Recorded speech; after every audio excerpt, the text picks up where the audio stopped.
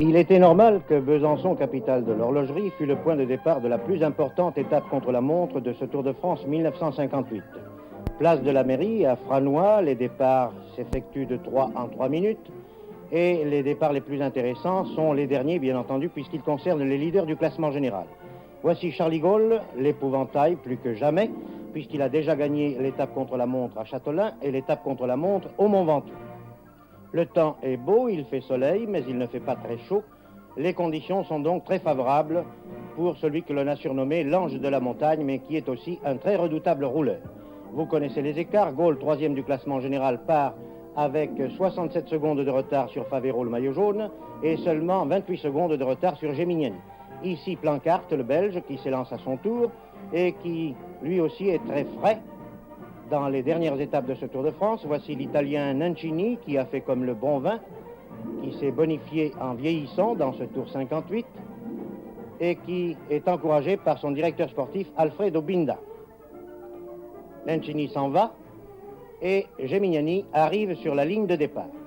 Certes, Gémignani a digéré la déception, la désillusion qu'il a éprouvée dans l'école de la Chartreuse, et il sait très bien aussi qu'il n'est pas un grand rouleur, mais il va avec tout son cœur essayer de défendre sa seconde place. Cependant que Louison Bobet, encouragé par Marcel Bidot, va essayer de défendre, lui, un prestige exceptionnel. Mais ses chances, pour bien se classer dans ce Tour de France, sont presque nulles. Adrien Sens, le Belge, est l'outsider de cette étape. Il est quatrième du classement général, à 6 minutes 40 de Favero, mais il pourrait bien faire. Favero n'a pas beaucoup d'illusions.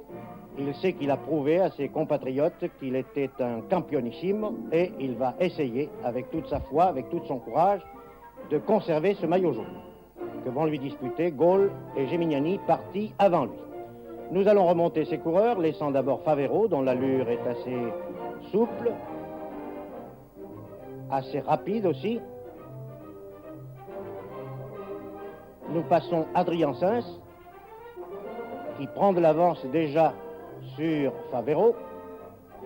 Nous tombons sur Louison Bobet, qui n'a pas retrouvé son style des grandes années, mais dont l'expérience est très grande.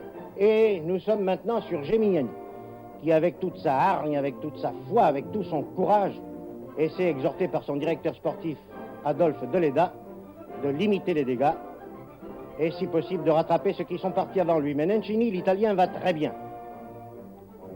Et au pointage effectué au 10e puis au 20e kilomètre, Nencini était toujours dans les 5 premiers.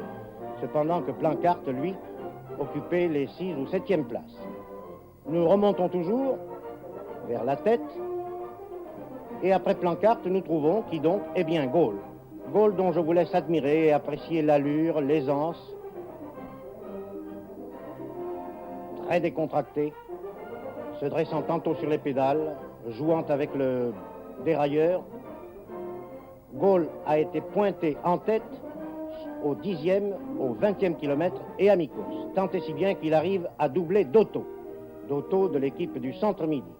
Et c'est justement au moment où notre caméraman Serge Acquer, sur la moto conduite par René Bove, essayait de faire un gros plan de Dotto, qu'une collision s'est produite. La moto, le coureur, les passagers, tout le monde était à terre. Voici la moto de Bove.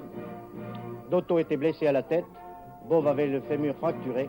Les secours arrivés d'urgence transportaient les deux blessés à l'hôpital de Dijon. Mais la course continue et Favero passe devant l'attroupement qui s'est produit. Nous nous transportons au stade de Dijon, où sont jugées les arrivées, pour assister à celle de Charlie Gaulle. Charlie Gaulle qui renverse tous les temps réalisés jusqu'ici, le meilleur étant celui de Galdeano en 1:43 et quelques minutes, mais Gaulle va faire certainement beaucoup mieux, 1:40 et quelques secondes, très exactement 1:40, 27 secondes. Reste à savoir quel temps vont réaliser derrière lui Gémignani et surtout Favero. Voici Gémignani, qui à mi-course était déjà largement battu par Gaulle.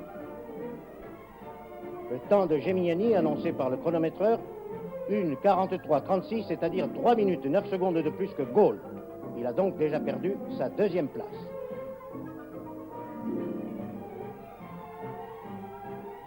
Arrive maintenant le maillot jaune, Favero.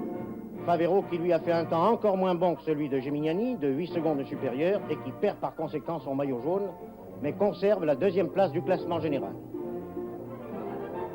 Gemignani n'a pas pu faire aussi bien qu'il l'aurait voulu, mais il s'est bien battu. Et mon Dieu, il aura laissé un grand souvenir dans ce Tour de France 58. Pour la première fois de sa carrière, Charlie Gaulle endosse le maillot jaune du Tour de France.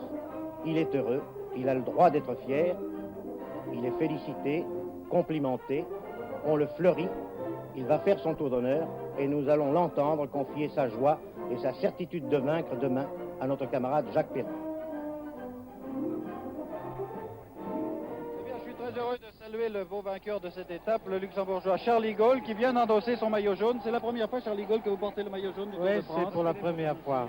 J'espère que vous le garderez jusqu'à demain, jusqu'à Paris. Est-ce que votre équipe et vous-même êtes prêts à répondre à toutes les attaques si d'aventure il y en avait demain? J'ai une bonne équipe et moi-même, je suis encore très fort. Très fort, alors vous irez jusqu'au bout. Dijon-Paris, ça ne vous effraie pas? Non. Ça n'a pas été trop difficile, cette étape? Qu'est-ce que vous en pensez? Cette étape, c'était très dur, mais on a beaucoup de vent et beaucoup d'effets plats. Mais... Vous avez été renseigné sur votre position? Pas beaucoup. Pas beaucoup. Mais néanmoins, vous étiez très fort, vous étiez le plus fort.